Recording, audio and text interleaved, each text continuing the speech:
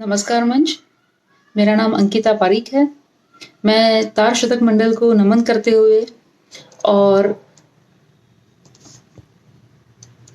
पदाधिकारी श्री रविकांत सनाढ्य जी, श्री अवधेश कुमार जौहरी जी, श्री गोपाल पंचोली जी और श्री संपत शर्मा जी को संबोधित करते हुए और उनकी आज्ञा से अपनी दो प्रतिनिधि रचनाएं मंच के सामने पेश करना चाहूंगी। पहली रचना एक गजल है जो नॉस्टैल्जिया के बारे में है। ये एक रास्ता है जो घर को याद कर रहा है, ये पेचीदगियां हैं जो सादगी को याद कर रही है, ये रास्ते की थकान है जो अपने माँ के आंचल को याद कर रही है। तो इस गजल को मैं शुरू करना चाहूंगी। माँ के साये में थे, माँ के साये में थे, खुदा की नजर में रहते थे। माँ के साये में थे, खुदा की नजर में रहते थे। जन्नत सी थी वो जगह जिस घर में हम रहते थे। सिखाते नहीं थे अपने परायों का भेद, सिखाते नहीं थे अपने परायों का भेद। धागे सूत और रेशम के बराबर में रहते थे।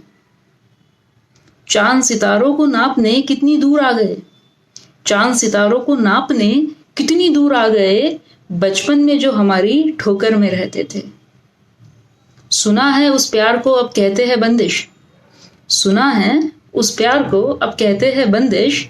शाम होने पे जो बुजुर्ग फिक्र में रहते थे।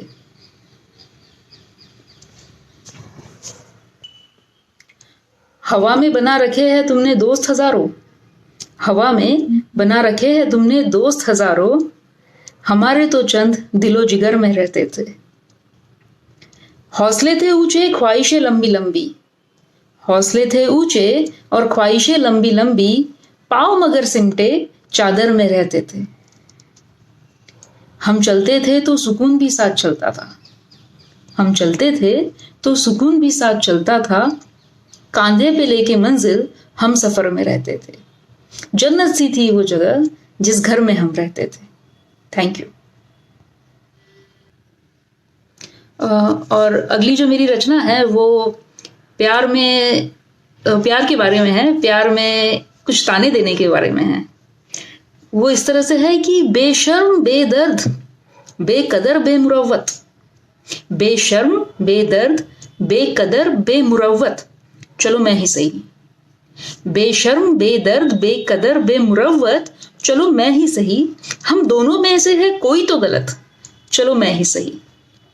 तुम बंदगी में मांगी हुई दुआ, तुम बंदगी में मांगी हुई दुआ। आशिकों पर भेजी लानत, चलो मैं ही सही।